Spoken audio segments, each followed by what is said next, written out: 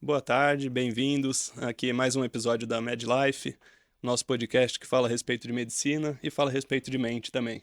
Então hoje a gente trouxe aqui alguns convidados, um convidado muito especial aqui com a gente pela primeira vez, o professor Alfredo Simonetti, seja bem-vindo. Aqui também conosco as doutoras Tati e Adriana, que vão falar um pouco a respeito de saúde mental dentro de instituições, um pouco de maneira mais geral, trazendo um pouco a respeito dessa parte de saúde mental dentro do trabalho também, que é algo que a gente vai trocar um pouco de conhecimentos por aqui. Então, bem-vindos, obrigado por aceitarem mais um convite de participar do podcast aqui com a gente. Então, professor, começar com o senhor, queria que você se apresentasse um pouquinho também, só falando a respeito da sua trajetória de maneira bem breve aqui, para a gente começar o papo também. Obrigado, Jaime, pelo convite para participar do podcast. Um prazer estar com a Tatiana e a Adriana. Eu sou um médico, sou psiquiatra e sou um psicanalista também, porque eu também sou psicólogo. Eu fiz as duas faculdades, né? Então hoje eu trabalho tanto com remédios quanto com as palavras, né? Perfeito. Pílulas e palavras. Pílulas e palavras tem sido a minha trajetória nesse momento. Então tá bom. Vocês, doutoras, se puderem se apresentar novamente um pouquinho, já apresentaram outras vezes aqui no nosso podcast, mas sejam A bem-vindas gente novamente. já está sempre aqui com a Médicos, participando dos debates do podcast. Nós representamos a Simplesmente Corpo e nós estamos focados na saúde mental do trabalhador, independente do nicho que estejamos debatendo, no caso. Estamos falando de seres humanos, de pessoas. E nosso intuito aqui é sim trazer essa expansão de consciência sobre esse tema, porque somente assim mudanças acontecerão, né, Adri? Eu complementaria dizendo que nós estamos no momento de quebrar os tabus para nós podermos falar de saúde mental abertamente. Então, basicamente, o que temos aqui são redes de apoio, né? Redes de apoio dentro de faculdades, com um professor, com um psiquiatra, um psicanalista, dentro de instituições. E eu acho que até uma vez eu ouvi o senhor falar a respeito disso, né? De rede de apoio, do que é uma rede de apoio, né? E do que faz essa rede de apoio. E nesse comentário você falou que a rede de apoio convida e oferece. Então, eu queria entender um pouco mais do que você quis dizer com isso. Como que você vê essa questão de levar esse apoio para mais pessoas, né? A rede de apoio de que eu me referi era especificamente para saúde e para médicos, porque eu acho que quando a gente vai oferecer essa rede de apoio é muito diferente se você está falando de médico, de enfermeira, de engenheiro, de médico, de advogado. Especificamente que eu posso falar com mais consistência, que é a minha, onde eu tenho experiência, é no campo da saúde. E você não existe, desse ponto de vista de rede de apoio psicológico, não existe a categoria profissionais de saúde. Profissionais de saúde é uma categoria trabalhista, mas psicologicamente, enfermeiros e médicos são pessoas muito diferentes. Eles ganham diferentes, eles têm realização diferente, eles têm um respeito social diferente. Então, e particularmente o que a gente vê é que, vou pegar esse exemplo que eu dei, né, enfermeiros e médicos. Quando você oferece uma rede de apoio psicológico de saúde mental, né, para o sofrimento psíquico, o pessoal de enfermagem, por exemplo, aceita e vai. Os médicos não vão. Então, é aí que eu entrei com a ideia de que a gente oferece. Não pode fazer muito mais que isso, porque eles têm outros mecanismos de, vamos dizer assim, de buscar esse equilíbrio emocional. Perfeito. Convidar, falar que existe um espaço que é possível para ter esse apoio, essa segurança para falar de certos assuntos também, né? Mas é deixar que ele também tome a decisão, né? Não pode ser nada obrigado ou puxado para isso. Então, porque no campo da saúde mental, se você obriga uma pessoa a tomar remédio, ele funciona. O remédio funciona, obrigado. Uma terapia, por exemplo, não funciona. Né? A gente não pode obrigar uma pessoa a fazer terapia. Até pode, ela vai. Os pais Mas não sabem vai disso quando funcionar. obrigam os adolescentes, mas sabem no que é que dá a história, né? Né? Ou as esposas que obrigam os maridos, né? Quantas vezes, o que você está fazendo aqui? Marca consulta com o psicólogo. Ah, minha mulher disse que se eu não viesse, ela ia se separar. Eu amo muito a minha mulher. Não rola. Agora, se for no psiquiatra e o cara aceitar tomar remédio, mesmo a contragosto, aí rola. E é, Eu queria pontuar exatamente essa colocação que o doutor Alfredo está citando em relação aos médicos, né?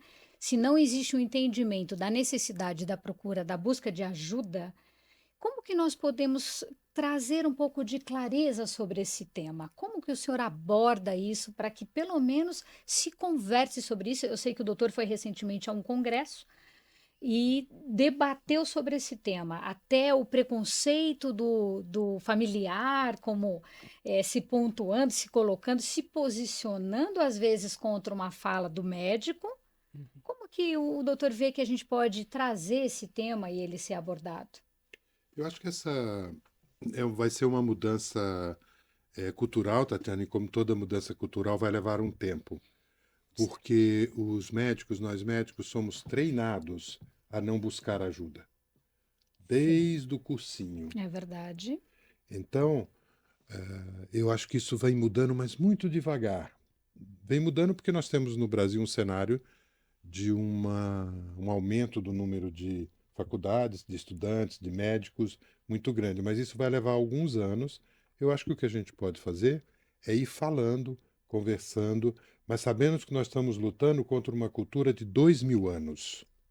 Compreendo. Não vai ser em 5 anos que a gente vai fazer, porque essa cultura tem o seu sucesso É de um ganho, formar né? médicos de Sim, um um ganho. ganho. Então, eu já falei muito disso com o Jaime, a gente é uma caminhada, mas que, como toda mudança cultural, né, leva um tempo. Exatamente. E acho que isso entra também naquilo que vocês falam muito sobre a questão da NR1, né, da nova lei a respeito da saúde mental no trabalho, e entra muito aí as empresas começarem a entender qual é o resultado que eles vão ter com essas ações de saúde mental ali dentro.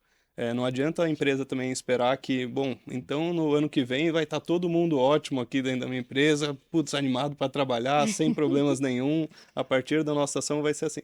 Não vai ser um processo, mas que a empresa também tem que entender que isso vai mudar a cultura dentro da empresa. Assim como a cultura que a gente tem na nossa sociedade é possível de modificar com o tempo e com o trabalho em cima e falando a respeito, isso dentro das empresas também acontece, né? Dentro das universidades também é semelhante.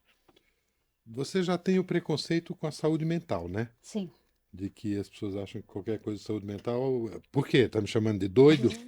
Não é assim? Exatamente.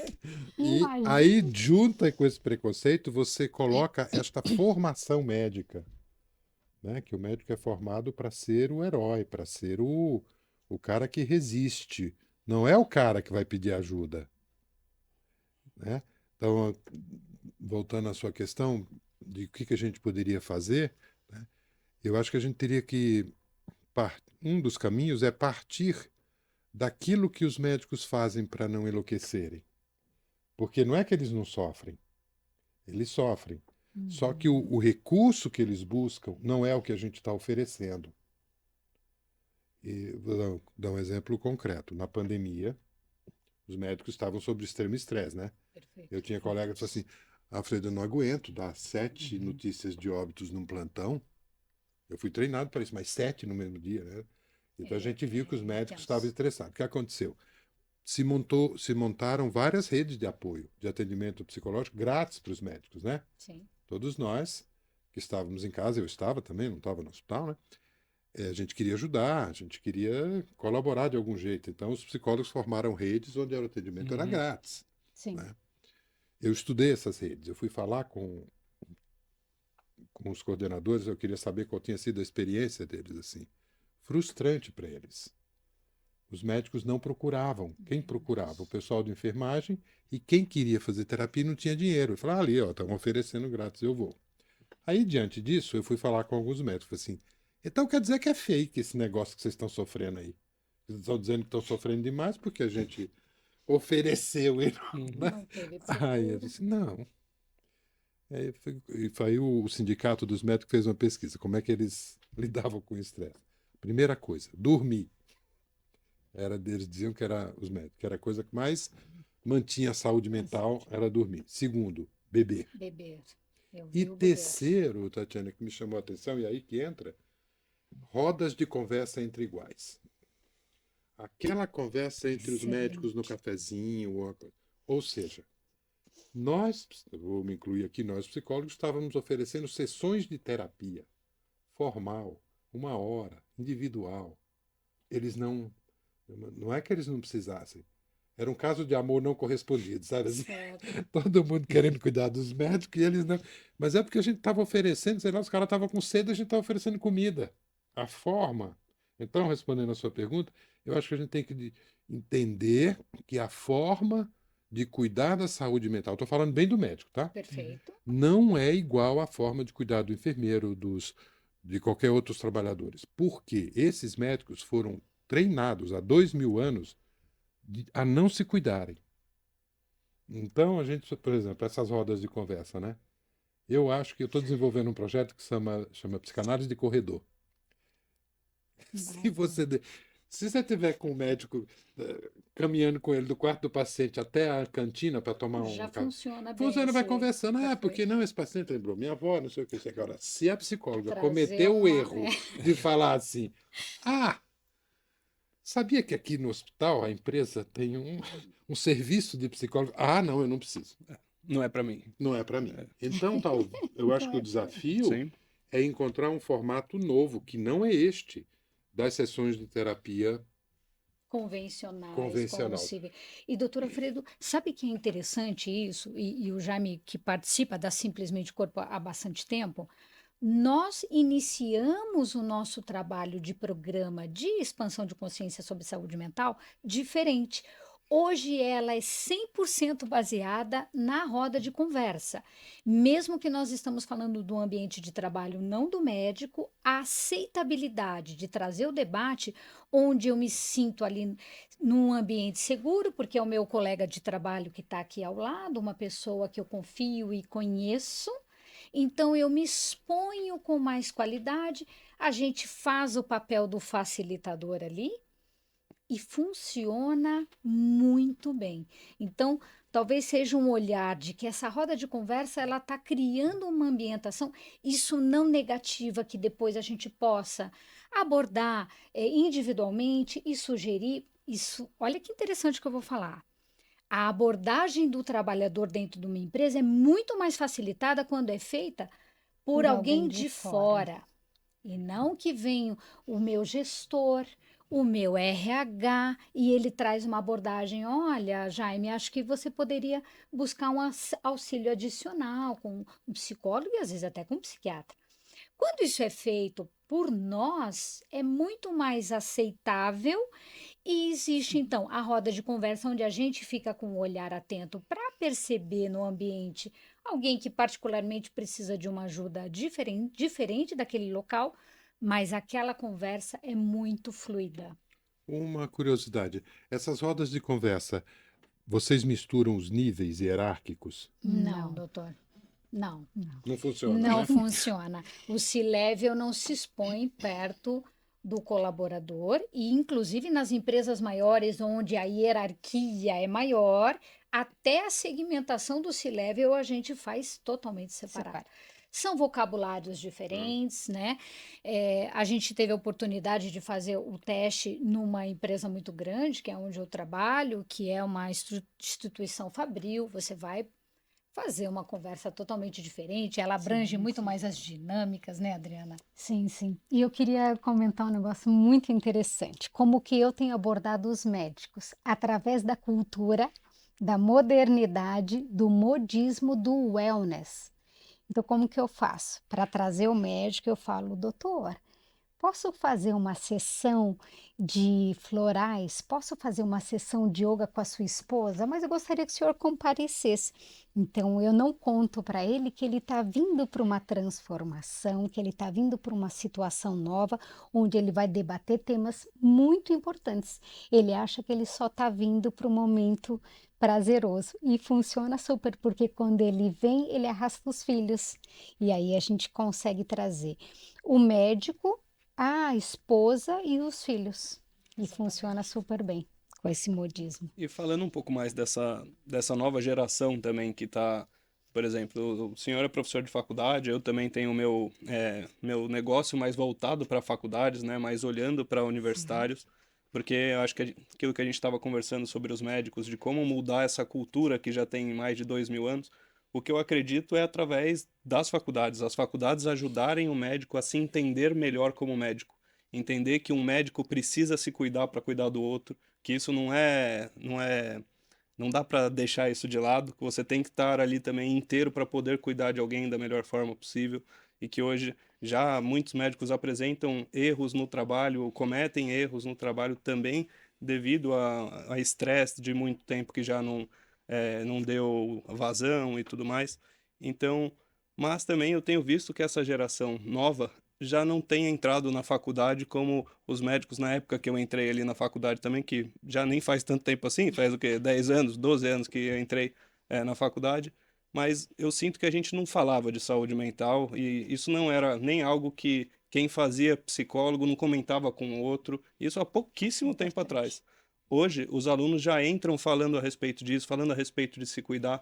Quando veem que alguém não está se cuidando ou está apresentando algo diferente, os próprios alunos já falam disso de uma outra forma. Então, queria entender também como o senhor enxerga isso, essa nova geração chegando, como eles vão entrar nesse mercado de trabalho também, né? Eu acho que tem uma mudança mesmo acontecendo. Quando você pergunta hoje para os alunos de primeiro e segundo ano de medicina sobre terapia, você já encontra Uhum.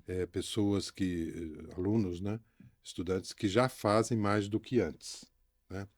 Mas a gente não pode se iludir porque o curso médico é meia década e um pouco mais, são 6 anos, né? E há uma diferença muito grande entre o começo e o final.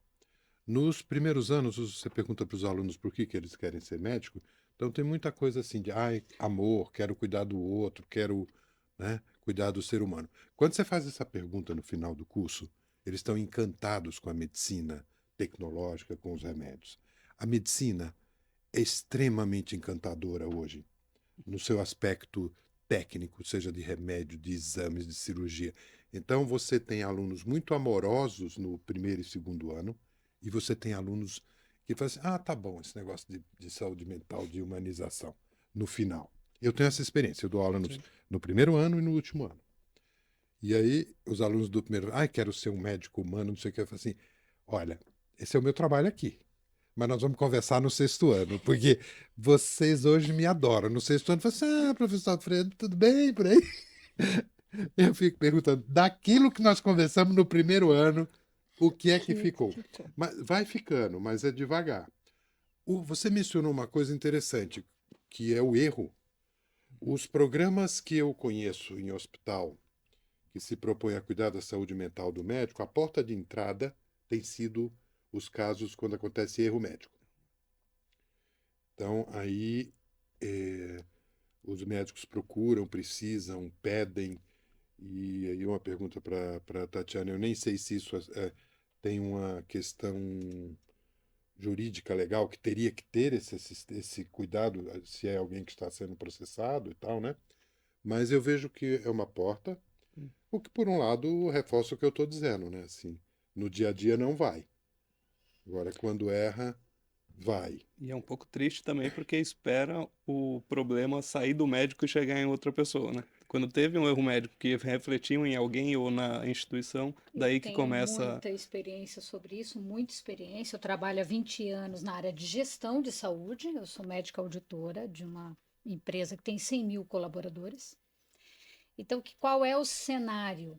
Então, imagina, na auditoria, o médico auditar outro médico. Já começa o desgaste nesse olhar, né? Isso aí é bem desconfortável, porque não existe um aceite de uma conversa, normalmente salutar, onde, olha, vamos chegar a um bom senso. Enfim, o que acontece? Quando existe o erro médico, o paciente vai entrar com uma ação contra este profissional e contra a operadora, a empresa que teoricamente sugeriu aquele profissional para fazer o atendimento. Então, nós somos coparticipantes enquanto plano de saúde. E aí sim tem um desdobramento muito ruim, porque nós vivemos na sociedade, tem que ter um culpado, gente. Como que não tem um culpado? E nós médicos entendemos, tem que ter um culpado também para a morte do outro.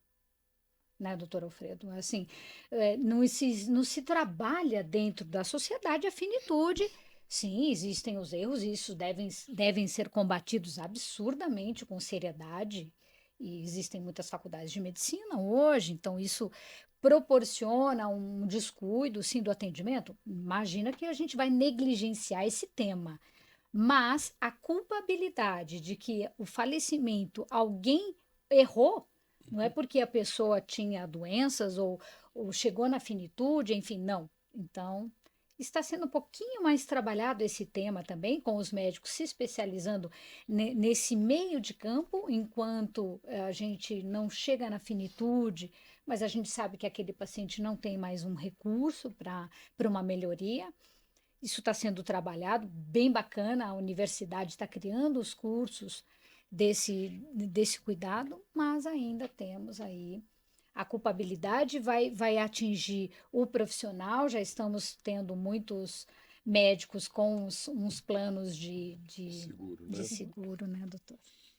Eu acho que também dentro das empresas tem algo que está acontecendo tanto em hospitais quanto em empresas de maneira geral, uma dificuldade de entender uma diferença ali entre os problemas biopsicossociais ali que esse profissional pode ter dentro da empresa e diferenciar isso dos problemas de saúde mental individual dessa pessoa. Como que também faz esse meio campo ali, né? Então, sobre isso eu Excelente. posso falar da experiência das faculdades, né? Por exemplo, nós temos um índice de suicídio de médico muito maior do que da população normal. Normal, né? Que não é médico, né? Quero dizer Olha lá, assim, onde começa o Nossa, problema não aí, é? ó. Então, nós médicos nos achamos especiais no fim das contas, até na doença. Então, é, tem essa informação. Então, o estudante de medicina tem mais problema mental do que estudante de engenharia, nutrição. Aí, por quê? É porque a faculdade de medicina, o curso de medicina provoca isso, ou pessoas com problemas vão para o curso de medicina? O que a gente tem nos serviços de. Porque todas as faculdades de medicina hoje têm um núcleo de apoio ao estudante, né? Uhum. Exatamente para cuidar dos aspectos psicológicos desses estudantes. Esse é um dos meus projetos de pesquisa pelo Brasil afora, porque também temos que falar que uma coisa é estudar numa faculdade grande em São Paulo, outra coisa é estudar numa faculdade pequena no interior do Nordeste, né? Ou no meio da Amazônia. Mas o fato é que todos esses serviços de saúde mental para o aluno, quando você faz uma estatística dos alunos que procuram e que são atendidos, são de alunos com vulnerabilidades. Ou é uma vulnerabilidade psicológica, já são pessoas que tinham uma fobia social, que tinham uma depressão, que eram Asperger, né, que é o autismo nível 1. Então já eram pessoas que tinham problema, ao entrar na faculdade se deparam com uma dificuldade maior e vão procurar. Ou uma vulnerabilidade social, racial, por exemplo, os cotistas, os alunos do ProUni, porque o cara entra numa faculdade particular, ele é do ProUni, ele está do lado de um colega, eles não sabem, tá? Uhum. O programa cuida para que ninguém saiba quem é o bolsista. Mas não precisa, né? Basta ver onde é que você foi passar as férias. Um foi esquiar na Suíça, o outro ficou aqui em São Paulo ajudando a família, não sei o quê. A roupa, o jeito de falar. Então, Denuncia facilmente esse é um dos essa. motivos também. Os negros, os transgêneros e as mulheres com problemas de segurança, né, de violência. Então, o, não dá para dizer que é o curso de medicina que adoece os alunos, Perfeito. né? Concordo 100%. Então, parece que já tem ali uma vulnerabilidade e que piora naquele cenário e que estes vão procurar os serviços de psicologia oferecidos aos estudantes de Né? medicina. E tem vários fatores atenuantes, né? Eu acho que da minha experiência própria na medicina, uma coisa que pesava muito o meu emocional e que eu sinto que foi uma das coisas que mais complicou a minha doença mesmo, a depressão que eu tive durante a faculdade, é que a medicina era muito longa. Você olha e fala, "Putz, isso aqui vai acabar. Para O onde eu dia de tô indo? São Nunca, né? Qual que vai ser o dia que eu vou sentar tranquilo e falar, agora tá bom. Então, e isso é uma dificuldade que também é uma característica muito da medicina, de ter essa longevidade do curso, você vai ter que fazer depois uma residência, fazer mais um vestibular praticamente para entrar na residência. Então, essas características também pesam muito no emocional de quem está ali dentro, quem está enfrentando isso, né?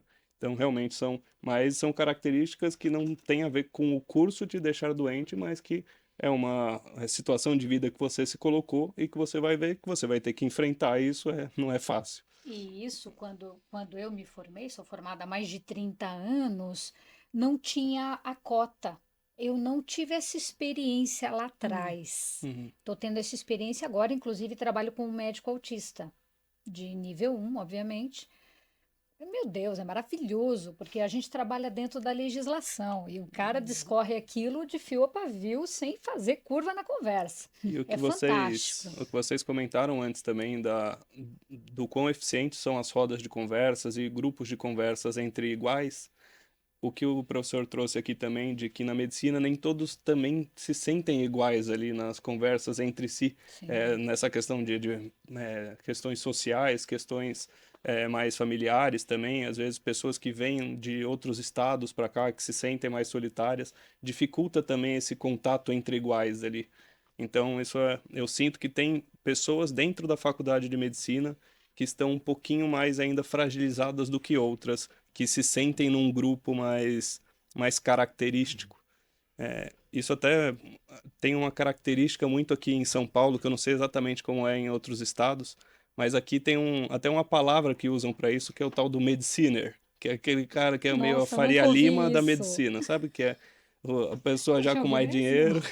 Essa eu nunca tinha ouvido, Jaime. Interessante. E isso é uma característica que, se existe um nome assim, existe um jeito que as pessoas olham para quem entra em medicina. Para quem entra em medicina, ele já tem um estilo de quem busca esse curso. Então, isso é algo que também mexe com quem não se enquadra nesse estilo que está ali dentro da medicina. É que eu acho, Jaime, que o que está acontecendo com a medicina é o que aconteceu com o direito e com a administração. Quando você tem um número muito alto de profissionais, você começa a ter uma segmentação dentro da categoria. Né? Então você vai ter... antigamente você só tinha médicos oriundos de famílias mais de elite, digamos assim. Hoje, até por uma questão das conquistas sociais que a gente tem no Brasil, que permite o acesso a esta carreira de pessoas que vêm de uma família mais de classe média ou mesmo de classe baixa, né, você vai ter no corpo médico uma segmentação. Então tem esse mediciner, que é o cara que tem dinheiro, mas já tem também o cara que não tem dinheiro. Uhum. Cara. E por que eu dei o exemplo de advogado e administração? Porque quando você tem um número muito grande de profissionais, é inevitável que você tenha categorias ali dentro. Então tem os mediciners e tem também o que um médico faz. Se você perguntasse isso há 20 anos atrás, trata doenças. Hoje essa resposta não é óbvia. Porque você pergunta o que o médico faz? Ele trata a doença, mas ele pode dar informações nas redes sociais. Então o trabalho do médico hoje tem uma novidade. Ele pode ganhar muito dinheiro e ser importante como médico sem ser um clínico. Você mesmo, você trabalha como gestora, então, aquilo que antigamente era o que médico faz, cuida do paciente, não é mais verdade. Ele cuida do paciente. E da sustentabilidade Ele do dá, modelo ele dá de... informações nas redes sociais, Verdade. ele dá assessoria, ele faz gestão. Então, essa segmentação é natural. Eu até diria que nós estamos vivendo e vamos viver uma proletarização da profissão médica. Sim, já está acontecendo. Porque como você tem uma oferta de mão de obra muito grande... Sim. Vou falar uma frase antipática, mas que era verdade, que é verdade Tinha um governador na Bahia, Antônio Carlos Magalhães. Né? O Jaime, na idade dele, nem deve saber quem é. Mas A gente conhece bem. né? Aí estavam reclamando de salário de médico, né? Aí ele falou assim, não sei por que esses caras ficam reclamando. Aí ele falou assim, médico é que nem sal. Tem muito e é barato. Então a gente pode oferecer um salário baixo. Meu É Deus branco do céu. e barato, como sal. Na verdade, isso está acontecendo. Sim. Porque hoje você tem 30 mil médicos se formando a cada ano no Brasil. E até 2035, segundo a AFIA, serão mais de 1 milhão de médicos no país. Então é um número... E de pessoas que continuam entrando no mercado com o afã de ter um status que não existe mais, com o desejo de ter um salário bem lindo. E que esse status Acabamos agora de dizer também que não tem tá... mais.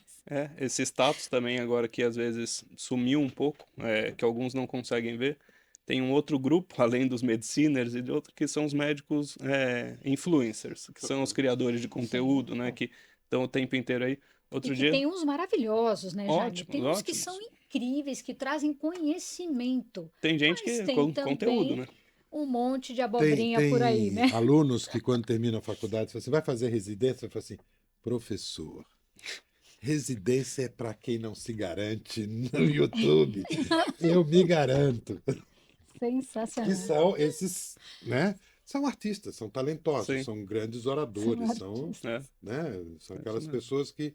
Porque tem umas pessoas que, independente do que elas falam, você queria ouvir essas pessoas. Não tem essas pessoas Claro. assim? Sim. Pode falar do que for. De Abobrinha, futebol, de medicina, de economia, são pessoas encantadoras. Sem Né? dúvida. Esses são, dentro dessa novo trabalho do médico, que tem esse do influencer, né? Até uma coisa que eu tenho visto também, que eu conversei com uma amiga minha a respeito, uma amiga dermatologista, ela outro dia entrou no Instagram dela, no Instagram profissional, lá onde ela tem várias pessoas falando com ela o dia inteiro, um monte de gente mandando mensagem. Tava lá uma mensagem de quem? Do Tigrinho. Oferecendo para ela divulgar a Bet. Então é aquele negócio também. O médico, hoje em dia, cada vez mais tem médicos que têm aquela frase do com grandes poderes vem grandes responsabilidades. Tem médicos também que estão com cada vez mais poder e mais poder também de se comunicar com mais pessoas, de atingir mais pessoas. E eles têm que também ter uma noção da responsabilidade que vem com isso, a responsabilidade de ser uma pessoa, um profissional da saúde. Então, também vão ter muitas ofertas e muitos caminhos ali no meio do percurso que você tem que ficar esperto para não cair por aí, né? Eu acho que isso não tem, assim. Eu acho que você vai ter cada vez mais médicos sem essa noção da ética. Yeah. Você vai ter cada vez mais processos médicos por erro, por má propaganda, porque isso é uma consequência natural de um número muito grande de profissionais. Porque a gente tem visto, né, estudantes de medicina filmando atendimentos e divulgando. Então, a minha expectativa nesse sentido é que, do ponto de vista ético, a gente tem um certo decaimento, que eu entendo que é natural, porque você tem muito mais profissionais e muitas faculdades formam profissionais sem o cuidado. Então, vai acontecer mesmo esse aumento do número de problemas éticos e, quando você falou da responsabilidade, de não ter a noção. Para eles, tudo bem, eu estou aqui atendendo a Dona Maria, ela tem aqui um negócio na coxa interessante, eu vou filmar, e não percebe que isso expõe uma O intimidade. indivíduo. Ela vai fazer isso assim como vários outros que eu tenho visto aqui na Exato. rede social, na cabeça. Já que vocês estão falando dessa situação nova, né, de ética, queria falar um pouquinho sobre a intergeracionalidade. A gente cita bastante isso porque dois médicos aqui que veem a medicina de uma maneira diferente dos estudantes com os quais eles atuam também. Isso é muito conflitante, isso tem prognóstico de melhorar para que para que vocês médicos possam conviver com os jovenzinhos. Como que vocês veem isso? Eu vejo isso como absoluta tranquilidade, porque sim, nós temos que trabalhar as diferenças, as opiniões e dar o espaço de fala. E eu não acredito que o jovem está rechaçando o conhecimento, principalmente na área da medicina, da gente que tem mais experiência. Eu não vivencio isso. Ah, mas tem um jovem mais arrogante e que vem com umas perguntas mais pegadinha para testar o conhecimento, mas isso não precisa ser outro médico. O que você acha, doutor Alfredo? Eu acho que essa arrogância acaba na residência. Porque a gente tem um Quando domínio, né? ele vai tratar de pacientes. Se ele se encaminhar para ser um influencer ou um empresário da medicina, essa arrogância se mantém. Agora, quando ele se depara mesmo com a doença, com o paciente, aí eu acho que vamos dizer assim, o gosto ou o respeito a esse conhecimento da outra, mais acadêmico, da outra geração, ainda se mantém. Eu concordo. Agora, essa questão da intergeracionalidade, até entre. Não precisa pegar um médico como eu, que tenho 60 e poucos anos, e comparar com um menino de 27 que está se formando. Se você pegar o médico de 40 e o que está se formando de 20, também tem essa diferença. Então você vê, é como se você visse um menino, uma criança de 12 anos, e fala assim: esses jovens hoje, de quem você está falando? Da minha irmã de 6. Quer dizer, então tem sempre essa. Um espaço, né? Porque você Distanciamento. sabe qual é a definição de velho? Eu aprendi que era assim. Quando eu tinha 30 anos, eu olhava um cara assim com 40, falei, nossa, que velho. Aí quando eu cheguei com 40, eu falei, não, eu não tô velho. Eu tô velho é quem tem 50. Quando eu cheguei em 50, eu falei, não, velho. Aí eu descobri que velho é quem tem 10 anos mais que você. Essa é a definição. Sensacional. Perfeito, concordo. Vou adotar essa, doutora Então, Alfredo. esse problema, e como hoje, em 10 anos, a tecnologia muda tanto, então o médico de 40, o que ele vai ensinar para o de 30, o que o de 30 vai ensinar para o de 20? Então, eu vou chamar de segmentação, eu acho que isso é inevitável, inclusive na ética, né? E também nessa questão do conhecimento. Mas tem uma coisa, como eu disse, que impõe e que nisso eu acho que a medicina acadêmica e que os médicos mais experientes têm mesmo algo para ensinar, que é que a gente está entrando numa fase de uma medicina baseada em escolhas. Porque você tem tantos tratamentos, tantos remédios, que você fala assim, mas qual eu escolho para o meu paciente? Sim. Isso a tecnologia não ensina. Né? Ele vai ter que olhar para o médico mais experiente e falar assim, o que você escolheria, professor? Quer dizer assim, porque... Tem né? muita opção. Tem muita opção. Essa questão da opção, se você pensar que esse é um novo ramo da medicina, né? A medicina baseada em evidência. Mas nós temos o baseado em escolha, porque hoje o médico tem que escolher entre tantos antibióticos, entre tantos exames. As famílias têm que escolher. Os pacientes têm que escolher se faz ou não químio. Isso não existia há 20 anos atrás. E ainda questionam, né? Eu gosto muito de trazer uma reflexão aqui, né, Adri? A gente sempre fala isso, que essa é uma informação ultra relevante, gente. Qual é a porcentagem da população que tem plano de saúde? Jaime, chuta. Sei, 20%. Doutor? 15%. 25%. Só que olha aqui o detalhe que eu vou pontuar. Desses 25% da população que tem plano de saúde, 70% estão vinculados a empresas. Mega benefício. Opa! Isso é um baita de um benefício, e como isso está ficando muito caro para a empresa, ela está tirando o familiar, deixa só o colaborador. Então, a gente já vê alguma movimentação com uma tendência de diminuir esses 25%. Eu entro na estatística 2 vezes, porque eu sou CLT numa empresa, eu tenho o plano de saúde do meu contratante, e o meu marido tem o plano de saúde dele, que eu tenho esse benefício. Então, eu entrei 2 vezes nessa conta. Então, esses 25% não representa um número real, porque a minha realidade é comum no usuário do plano de saúde. Então, gente, olha que interessante. Se nós estamos falando que nem todo mundo vai ter acesso, e essa fala do Dr. Alfredo da escolha do tratamento, isso nós estamos falando de um número pequeno que contempla a nossa realidade social, mas nós não estamos falando de Brasil. População. E ainda assim, o SUS vai dar margem para a pessoa escolher pelo conhecimento, né, doutor? Então, isso que eu ia falar. Eu acho que Exato. nós temos, para além desses 25% que pode escolher no plano de saúde, não, eu acho que, porque existem certos tratamentos, especialmente os tratamentos de ponta, que os planos de saúde ainda não adotam, Sim. mas as faculdades e o SUS adota. Perfeito. Então, eu acho que esse momento de escolha ele é muito amplo mesmo, porque, por exemplo, a mais angustiante das escolhas é a morte assistida. Né? Que nós estamos vendo um movimento cada vez mais de alguém que escolhe não fazer químio, não operar, Uhum. ou até abreviar a vida, né? Essa é a escolha mais angustiante que a gente tem, e vai crescer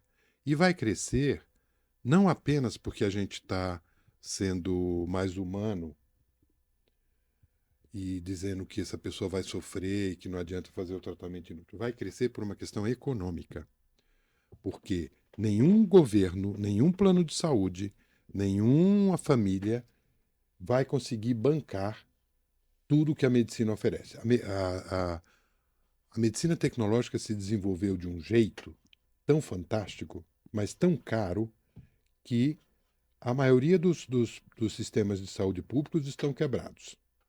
Os planos de saúde não estão porque fazem disso seu negócio. As famílias não vão conseguir manter. Uhum. Então, essa história da eutanásia tem que olhar do ponto de vista econômico também, viu? Acredito. Porque é mais barato. Isso é a frase de uma canadense que conseguiu autorização para o suicídio assistido. Ela disse que foi mais fácil ela conseguir autorização para a eutanásia do que conseguir a quimioterapia, que era muito cara. Então tem um movimento, uma necessidade econômica no mundo, que isso é muito angustiante de falar. Eu não gosto de falar muito disso, mas é uma verdade. Os cuidados paliativos que a gente está vendo hoje não é só de humanidade, é porque nós não bancamos Os tratamentos. os tratamentos, ninguém, em nenhuma instância, né? Nem familiar, nem dos convênios, nem dos planos de saúde, né? E agora está até aumentando uma certa subjetividade mesmo em relação à escolha dos tratamentos, à escolha de como você vai se portar frente às escolhas que você tem de tantas opções.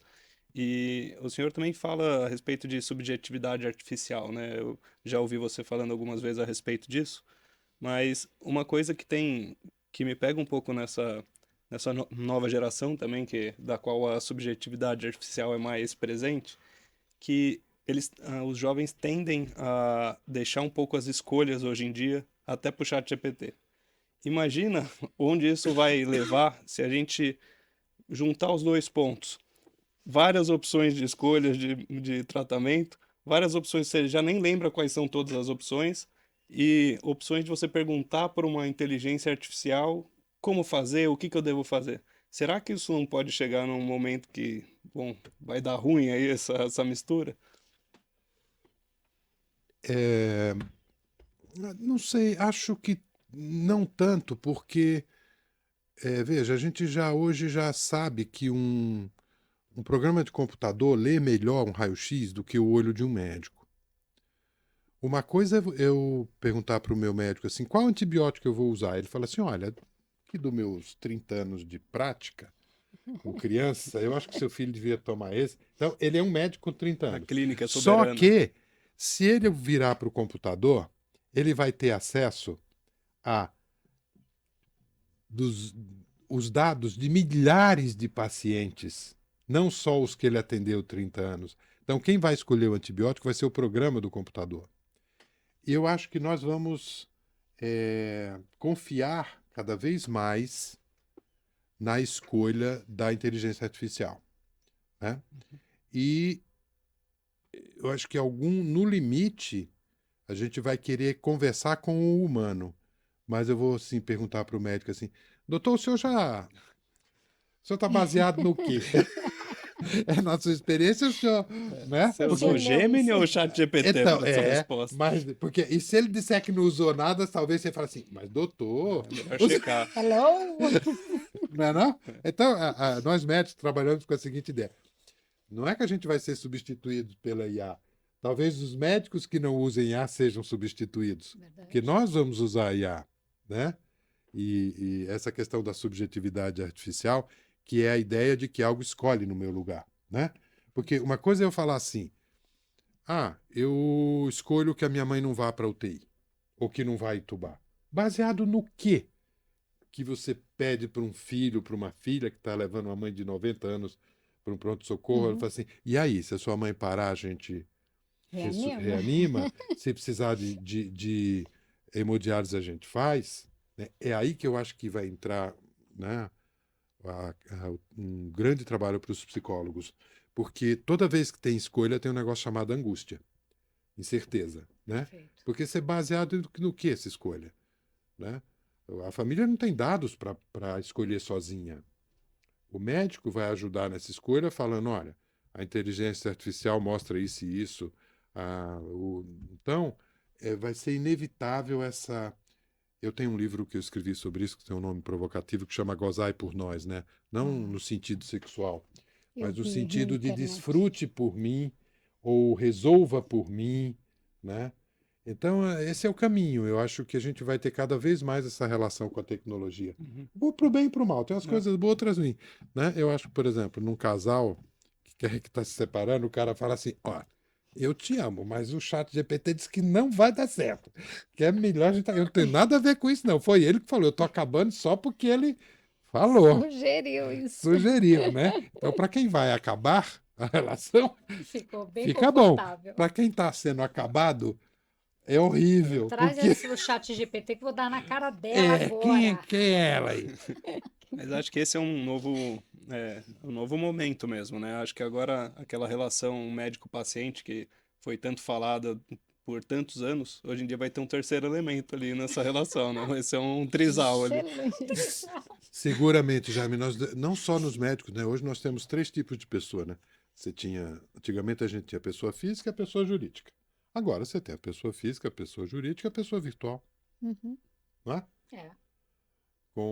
A gente não confia muito nela ainda, mas vai confiar, vai desconfiar, vai odiar, vai amar. O que eu quero dizer assim, a gente vai se relacionar com a tecnologia como se ela fosse uma pessoa, né? O exemplo mais complicado atual é fazer terapia com IA, Sim.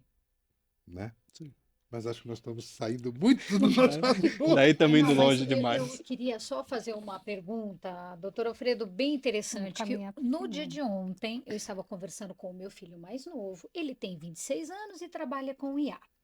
Ele mora sozinho aqui em São Paulo, a minha família mora em Curitiba, e ele trabalha em home office, obviamente, porque ele é um menino jovem, ele mora num apartamento minúsculo, que é o que ele dá conta de custear, e nós estávamos ontem debatendo sobre isso, e eu quero muito que o doutor traga um olhar sobre esse ponto. Eu falei, Leonardo, como que é? Você não é da cidade, então você não tem grandes relacionamentos, uma rede de apoio. Ele falou, mãe, eu não trabalharia em home office se eu pudesse. Eu falei, nossa, interessante. Então você não acha legal ficar o dia inteiro dentro do apartamento, onde você sequer precisa colocar uma camisa social e um sapato apertado, você pode ficar de chinelo no seu ar-condicionado. Ele falou, mãe, eu estou me relacionando única e exclusivamente com a rede social. Sim, única e exclusivamente não, né? Eventualmente sai, conhece alguém. Meu Deus do céu, aquilo me deixou extremamente angustiada. Um menino de 26 anos, jovem, super inteligente, no sentido de que é um menino que teve oportunidade, fez faculdade no exterior. Então, assim, que bom, traga a sua experiência, mas para quem que vai trazer experiência se a relação é na rede social? Meu Deus. As relações presenciais, ou chamar assim, né? Físicas, comparado com as relações virtuais, vão se tornar um luxo. Como hoje é um luxo, se você quiser falar com o seu banco, você vai ser atendido por um computador, a não ser que o seu nível de renda seja muito alto e você esteja naquele... Então, ser atendido por seres humanos e não por inteligência artificial vai se tornar um luxo. E se relacionar fisicamente, presencialmente, vai exigir um ato de desejo, de vontade. Porque, de um modo geral, não precisava, né? Você saía para o trabalho, você ia acabar se relacionando, né? Exatamente. Era uma relação Obrigatório, natural, né? obrigatória. Hoje não. Hoje as pessoas vão ter que falar assim, escuta, você quer se encontrar comigo? Vai ser preciso uma vontade, que eu chamo de um ato de desejo, e vai ser um luxo. Vai ser assim, ó, eu me relaciono com você, mas que nem a gente assim, ó, não vamos casar não, ficamos só ficante. Daqui a pouco vai ter assim, ó, relacionamento só virtual. Ah, não, mas agora eu estou muito envolvido. Aí né? É isso, né? Eu acho que vai precisar que as pessoas queiram e se esforcem para ter relações presenciais.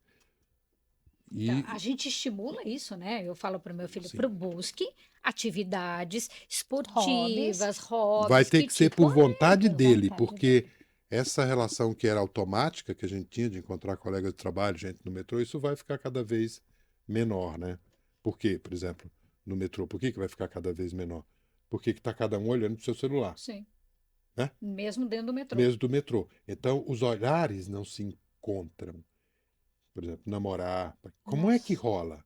Porque os olhares não se encontram mais. E o primeiro encontro amoroso, antes de físico e verbal, é olhar, não é não? Uhum. Você, antes de chegar na pessoa e falar, ei, você puxar a conversa, tinha que sentir que tinha minimamente uma troca de olhares. Não dá. Os olhares hoje estão encantados pelas telas.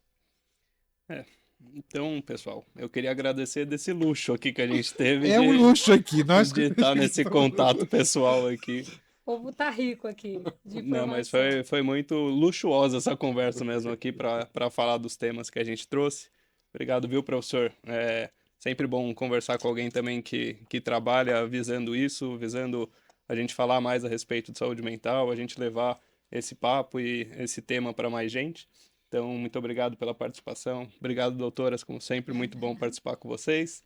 Delícia mesmo. Foi Obrigada a realmente você, Jaime. luxuosíssimo, hein? Maravilhoso. Obrigado, Jaime, Então, nos pelo vemos no próximo. convite. Obrigado, nos vemos no próximo Mad Life. Um abraço, até mais. Tchau, tchau.